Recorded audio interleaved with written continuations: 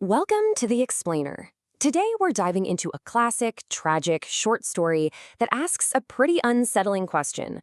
What if doing the right thing leads to absolute disaster? To explore this, we're looking at a tale from the literary master Thomas Hardy. It perfectly captures this paradox, showing how one single, noble act of conscience can trigger a complete and utter catastrophe. So, here's our game plan. First, we'll look at the one decision that kicks the whole thing off. Then, we'll dig into the characters and the social pressures that trap them. After that, we'll tackle the story's brutal irony, and finally, what this all says about Thomas Hardy's view of the universe. All right, let's jump in.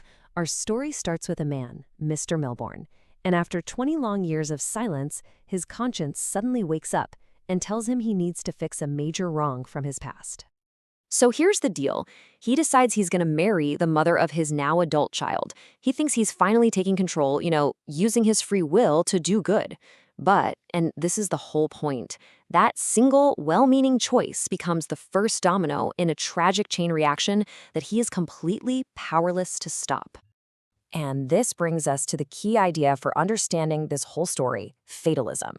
It's the belief that all events are basically predetermined, that our choices don't really change the outcome because it's already set in stone. In Hardy's world, good intentions are just no match for the relentless machinery of destiny. But Hardy doesn't just blame it on some vague cosmic fate. No, he's way more clever than that. He shows us how the tragedy is literally baked into the characters themselves. Their fixed personalities are their destiny, and they're just acting out the unchangeable script of who they are.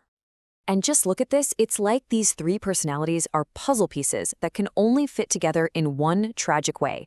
You've got Millborne, whose conscience is about 20 years late to the party.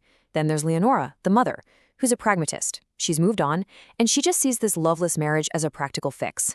And finally, their daughter Frances, a sensitive idealist who gets absolutely crushed when she learns the cold, hard truth of it all. Their very natures lock them into their fate. But it's not just about who they are on the inside.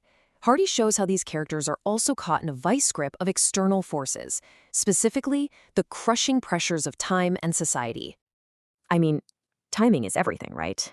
If Millborne had done this 20 years earlier, it would have been a solution. But now, it's just poison. For Hardy, the past isn't something you can just go back and fix. It's this powerful, irreversible force that just keeps creating new pain in the present. And this puts their daughter Frances in a truly impossible social trap, a real catch-22. On one hand, she lives with the invisible social shame of being an illegitimate child, but the so-called cure, this late loveless marriage, creates a very public, very visible humiliation. She is totally trapped. Any move to escape one kind of suffering just plunges her right into another. There is no way out. And all of this builds to the story's central, gut-wrenching irony, the complete and devastating reversal of Millborne's good deed. I mean, look at his plan. On paper, it's perfect. He's going to ease his conscience, legitimize his daughter, restore the mother's social standing, basically make everything right. It sounds like the very definition of a noble act.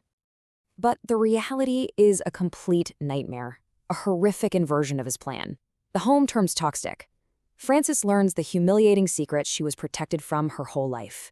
And Millborne? He's stuck with a new, even heavier guilt, because his one attempt at redemption leads directly to the destruction and ultimately the suicide of the very person he was trying to save. So what's the big philosophical takeaway from this incredibly bleak tale? What is Hardy really trying to tell us about the world? This quote really nails it. See, this isn't just a sad story about one family. It's a statement. Hardy is painting a picture of a universe that is completely, totally indifferent to our ideas of right and wrong, good and evil. And that's a pretty radical idea. It suggests that our conscience isn't some moral compass that points us toward a just reward. Nope. In Hardy's view, it's just another gear in the machine, another blind force that can be just as destructive as greed or hate. Life isn't governed by cosmic justice, but by the same cold, amoral laws as physics. And so, Hardy leaves us with this haunting question. He forces us to look at our own lives and ask, how much control do we really have? Is our sense of free will just an illusion?